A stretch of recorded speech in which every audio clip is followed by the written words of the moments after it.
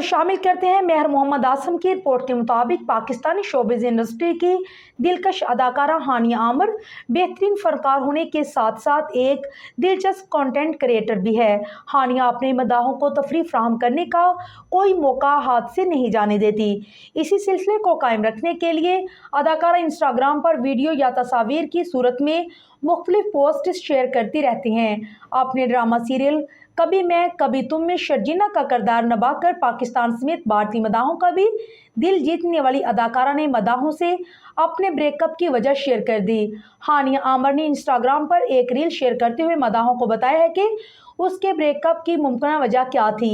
हानिया की जानिब से इंस्टाग्राम पर जारी वीडियो देखते ही देखते वायरल हो गई, जिसके कमेंट सेक्शन में हानिया मदाहों के दबसरों का जवाब भी देती नजर आई।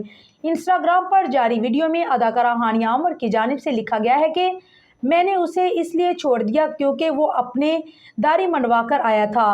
वीडियो में अदाकारा की जानिब से दिया गया तंज़िया बयान सोशल मीडिया सार्फिन की तवज्जो का मरकज़ बन गया, जिसे मदाह हानिया के ऑन एयर ड्रामा सीरियल कभी मैं कभी तुम में उनके किरदार शर्जीना के साबिका मंगेतर अदील से जोड़ने लगे।